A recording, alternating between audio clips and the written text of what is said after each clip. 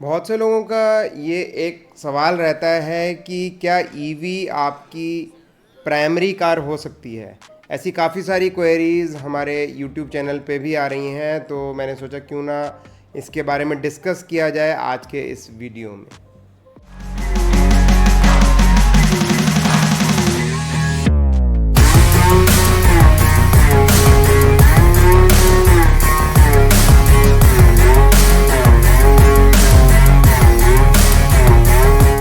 EV की हर बात electric vehicle talks के साथ। नमस्कार दोस्तों, मैं गौरव अग्रवाल आपका होस्ट स्वागत करता हूं आपका आपके अपने चैनल इलेक्ट्रिक व्हीकल टॉक्स पे।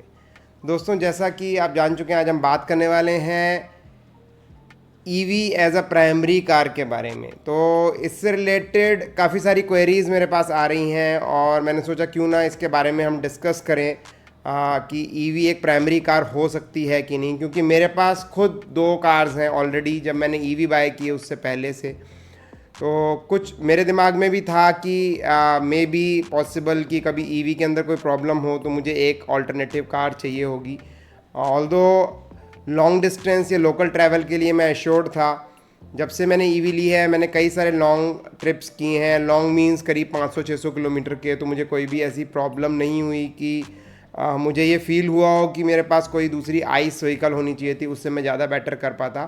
बहुत कंफर्टेबली ये सारे ट्रिप्स मैंने किए हैं और लोकली भी मैक्सिमम ईवी की ही रनिंग हो रही है। बाकी की मेरी दोनों कार्स सिर्फ इसलिए निकाली जाती हैं कि वो एक्चुअल में मूविंग रहें, क्योंकि कोई भी व्हीकल अगर आप यूज़ नहीं करेंगे तो वो उसके अंदर प्रॉब्लम्स आने लगेंगी और वो उसके अंदर इश्यूज़ शुरू हो जाएंगे। तो उसको इंटैक्ट रखने के लिए उसको आपको चलाते रहना पड़ेगा। तो यही एक वजह है जिसकी वजह से मेरी बाकी के दोनों व्हीकल्स यूज़ हो रहे हैं। अदरवाइज़ मैक्सिमम जो यूज़ होता है वो मेरी ईवी का ही होता है।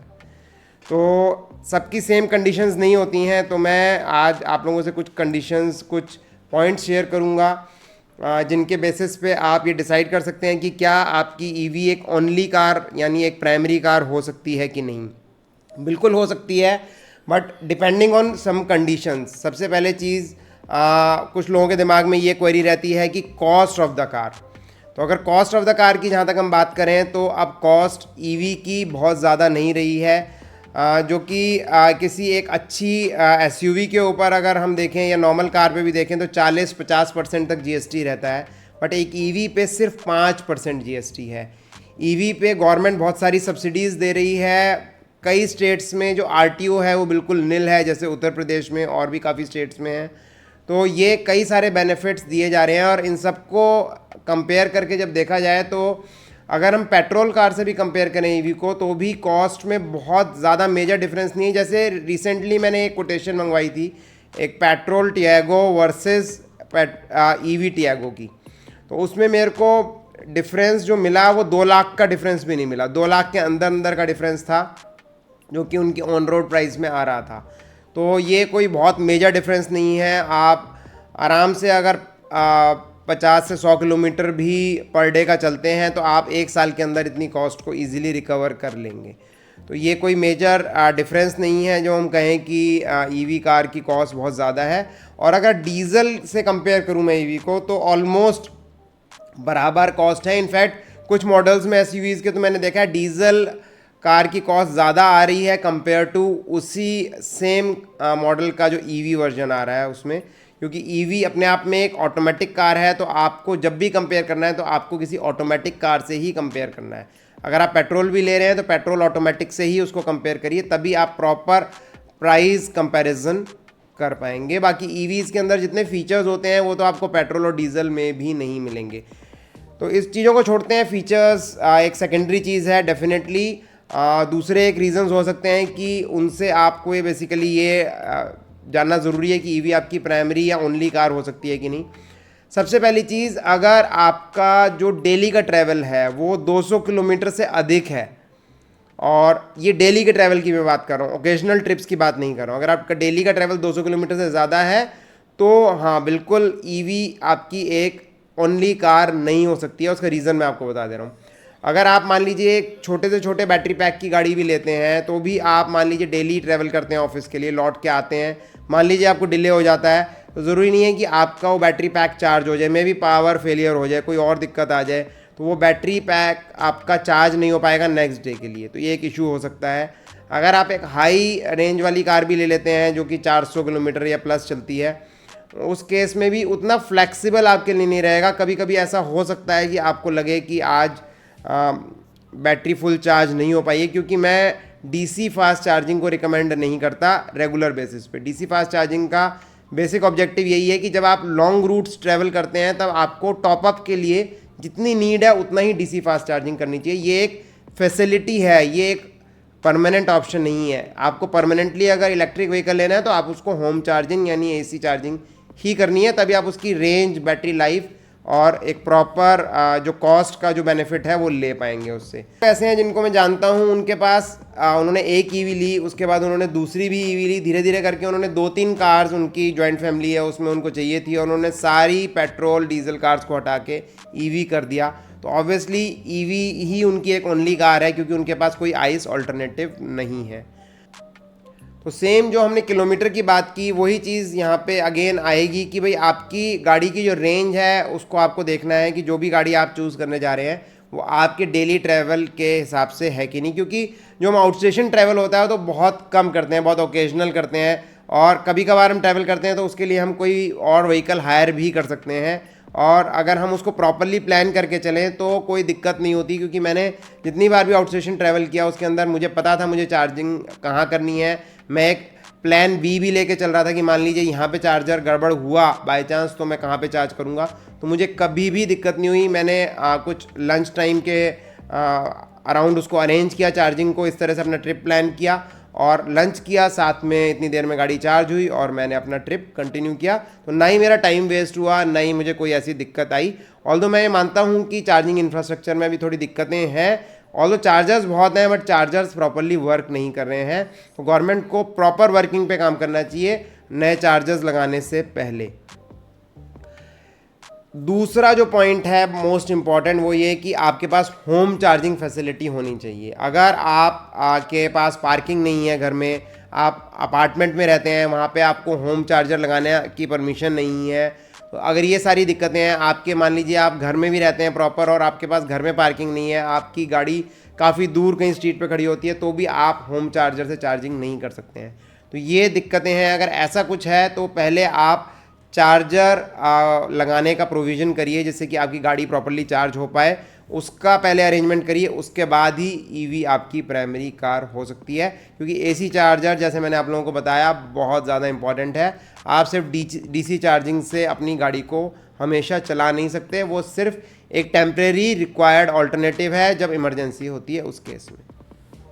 जहाँ तक बात आती है कि आपको आउट स्टेशन ट्रिप्स करने हैं कभी कभी, वो भी आपका एक पैरामीटर है। क्योंकि जब आप एक ओनली कार की बात करते हैं तो खाली आप उसको लोकल तो नहीं चलाएंगे, आप उसको आउट स्टेशन भी ले करके जाएंगे। तो आउट स्टेशन जाने के लिए आपको कुछ भी नहीं करना, आपको सिर्फ एक प्रॉपर प्लानिंग करनी है, इससे ज़्यादा कुछ भी नहीं करना। और जब आप एक प्लान ट्रिप बनाते हैं ना तो वो एक्चुअली में वो आपके लिए दूसरी तरह से भी बेनिफिशियल होता है। तो आपको प्लानिंग करनी है। ऐसे बहुत सारे ऐप्स अवेलेबल हैं जहाँ पे चार्जर्स लिस्ट किए गए हैं और आपको चार्जर्स लिस्ट करने अपने रूट के, और आपको ये देखना है कि अगर मान लीजिए एक चार्जर आपने मार्क किया है वो चार्जर वर्क नहीं करता तो उसके आसपास कोई और दूसरा चार्जर भी होना चाहिए। और एक प्रॉपर बैकअप रहने के टाइम ही आपको चार्जिंग करानी है। ऐसा नहीं है कि बिल्कुल बैटरी डेड होने वाली है तब आप चार्जर देख रहे हैं, तो बिल्कुल आपको लास्ट पे नहीं लेके जाना है बैटरी को, पहले ही टॉपअप कर लेना है। दूसरी चीज़, आपको टॉपअप उतना ही करना है जितना आपको नीड है पहुंचने के लिए। अगर आपकी नीड 100% करने की है तो बिल्कुल 100% भी करिए, कोई दिक्कत नहीं है, बट उतना ही करिए जितनी आपकी नीड है। जहाँ पे जा रहे हैं, अगर आप किसी के घर जा रहे हैं, आप किसी होटल में भी जा रहे हैं, तो कोशिश करिए कि उसको वहाँ पे जा कर के आप स्लो चार्जिंग में लगा दीजिए। क्योंकि वहाँ पे ऑब्वियसली ज़रूरी नहीं है कि होम चार्जर जो एसी फास्ट चार्जर है वो अवेलेबल होगा। स्लो पोर्टेबल चार्जर आपके पास हमेशा आपकी गाड़ी में रहना चाहिए, वो दिया ही इसलिए गया है, उसको आप लगा सकते हैं। और ये ज़रूरी नहीं है कि स्लो चार्जर से आपको फुल चार्ज करना है। अगर आपका ओवरनाइट वो कुछ परसेंट 50%, 25% भी चार्ज हो जाता है depending on your battery size, तो भी वो काफ़ी हेल्पफुल होगा। और डेफिनेटली जो डीसी फास्ट चार्जिंग का जो इम्पैक्ट है बैटरी के ऊपर, उसको कहीं ना कहीं वो न्यूट्रलाइज करेगा। तो आप इसको ज़रूर फॉलो करें, उससे आपके लिए कॉस्ट इफेक्टिव भी होगा। इनफैक्ट अगर किसी होटल में भी रह रहे हैं तो आप वहाँ उनको पे कर सकते हैं पर यूनिट का, क्योंकि जितने यूनिट्स आपके कंज्यूम होंगे वो ऑटोमेटिकली आपके कार के डैशबोर्ड में या ऐप में वो नज़र आएंगे जब भी आप उसकी चार्जिंग करेंगे। तो वो आप बहुत आराम से कैलकुलेट कर सकते हैं और वो बिल्कुल भी मुश्किल नहीं है। आपका जो 1 किलोवाट चार्जिंग है वो लगभग 1 यूनिट लेता है, तो इसके हिसाब से आप उनको पेमेंट कर सकते हैं। एंड आई थिंक सारे होटल्स आज की डेट में ये चीज़ एक्चुअली इसके लिए कोऑपरेट करते हैं और बहुत से होटल्स तो आपसे चार्जेस भी नहीं लेंगे। तो ये आपकी पॉकेट के लिए भी अच्छा है, दूसरा आपकी बैटरी हेल्थ के लिए भी अच्छा है अगर आप इस तरीके से करते हैं, क्योंकि कुछ लोगों की क्वेरीज इस तरह की आ रही हैं कि हमें लॉन्ग रूट पे जाना है, हमारे रिलेटिव्स के यहाँ रुकना है, तो हम कैसे चार्जिंग करेंगे, डीसी फास्ट चार्जिंग करनी पड़ेगी अगर कई दिन के लिए जाना है। तो भाई आप कहीं पे भी रुक रहे हैं, होटल में, किसी जान पहचान वाले के यहाँ, तो आप वहाँ पे अपना स्लो चार्जर लगाएं और स्लो चार्जिंग करें जितनी देर पॉसिबल हो वो। तो इस तरीके से ईवी आपकी एक ओनली कार हो सकती है। बस उसके लिए आपको ध्यान रखना है कि आपके पास चार्जिंग फैसिलिटी होनी चाहिए, होम चार्जिंग फैसिलिटी, और आपको अपना डेली का रन देखना है। बस अगर ये 2 चीज़ आप चेक कर लेते हैं सिंपल, तो आप ईवी को एज ओनली कार बना सकते हैं, जो कि अब मेरी भी प्लानिंग है, क्योंकि मुझे लग रहा है एज टाइम पासेस, 2 महीने तो हो चुके हैं मेरी कार को, मुझे लग नहीं रहा है कि बाकी दोनों कार्स को अब मैं रिटेन कर पाऊंगा। उनको जब मैं यूज़ नहीं कर पाऊंगा तो रेदर बेटर है, क्योंकि कंडीशन बहुत अच्छी है। तो मेरी कोशिश यही है, मेरी प्लानिंग यही है, मैं डिसाइड कर रहा हूँ अभी कि मैं उनको सेल ऑफ कर दूँ। तो फ्रेंड्स, यही था आज के इस वीडियो में कि ईवी क्या आपकी ओनली कार हो सकती है कि नहीं, और मैंने कोशिश की कि कुछ और भी क्वेश्चंस आ रहे हैं कमेंट्स में, उनके भी आंसर इसमें साथ के साथ कर दूं। आई होप आपके डाउट्स क्लियर हुए होंगे। अगर फिर भी आपके कोई डाउट्स हों तो आप मुझे कमेंट में डेफिनेटली लिखिए, हम हर कमेंट का आंसर करते हैं, और मैं एक लाइव सेशन भी करता हूँ एवरी संडे।